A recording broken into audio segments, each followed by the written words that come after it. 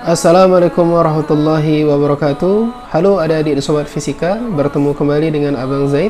Kali ini kita membahas penerapan hukum Snellius. Tetap semangat belajarnya dan selamat menyimak. Baik, bismillah. Sebuah benda diletakkan pada dasar sebuah kolam yang lebar sekali dan dalamnya 1 meter, berisi air jernih.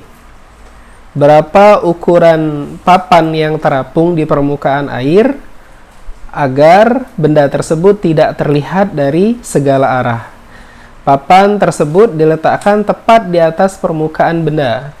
Ambil nilai N, indeks bias air itu 4/3.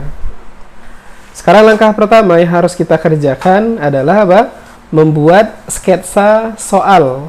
Sketsa dari gambaran soal ini, ya.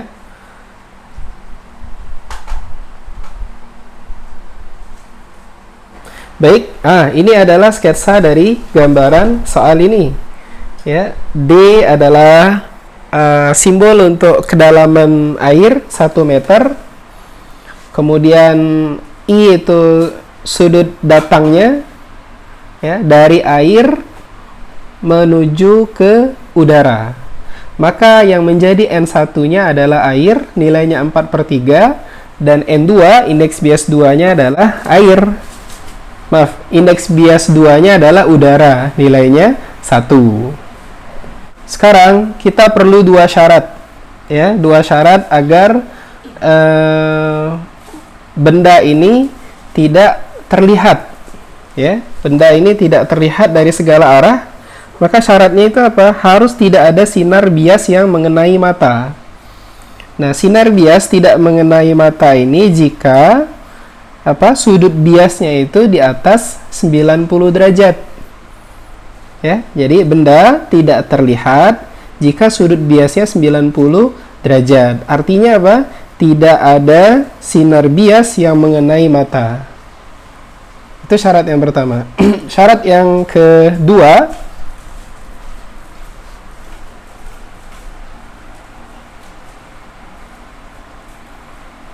baik, syarat yang kedua adalah apa? Agar tidak terlihat itu dari segala arah. Maka kalau dia dari segala arah, papan yang diletakkan tepat di atas permukaan benda itu haruslah berbentuk sebuah lingkaran. Ya, jadi papannya itu harus berbentuk lingkaran. Mau dari kiri, mau dari kanan, dari sudut berapapun, benda itu tidak akan terlihat. Jadi itu ya, ada 2 syarat.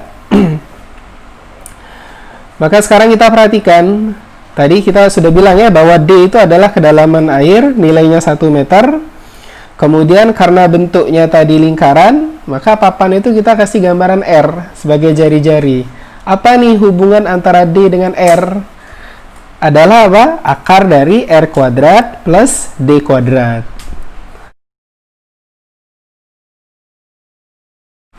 Baik, kemudian kita substitusi atau kita gunakan persamaan Snellius pembiasan ya. N1 sin I sama dengan N2 sin R.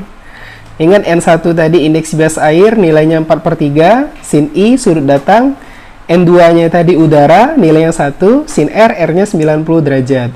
Maka kita peroleh nilai sin I sama dengan apa? 3/4. Baik, itu sin I nilainya 3/4. Sekarang, perhatikan pada gambar. Lihat, sin I, sin itu apa? Sisi depan per sisi miring. Ya, sisi depannya adalah R, sisi miringnya adalah akar dari R kuadrat ditambah D kuadrat. Nah, kita substitusi ke sin I ini tadi. Artinya apa? Sin I ini arti R dibagi akar dari R kuadrat ditambah D kuadrat sama dengan 3/4. Baik. Kemudian kita pindah ruas ya. Jadi 4/3 R sama dengan akar dari R kuadrat ditambah D kuadrat. Kita kuadratkan kiri dengan kanannya untuk menghilangkan akar. Maka 4/3R itu kalau kita kuadrat jadinya berapa? 16/9R kuadrat.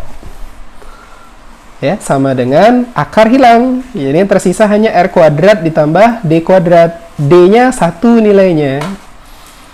Ya, pindah ruas R kuadratnya. Jadi 6/9R kuadrat dikurangi R kuadrat sama dengan 1. 16/9 dikurangi 1, hasilnya berapa? 7/9 R kuadrat sama dengan 1. Ya, maka R sama dengan, atau R kuadrat sama dengan 9/7. Mencari R itu, ya langsung kita pakai kalkulator ya. Akar dari 9/7 itu hasilnya 1,13 meter. Nah, ini adalah jawabannya. Jadi papan itu berbentuk lingkaran dengan radius R itu 1,13 meter. Demikian, semoga bisa difahami dengan baik. Terima kasih, jangan lupa like, share, dan subscribe-nya.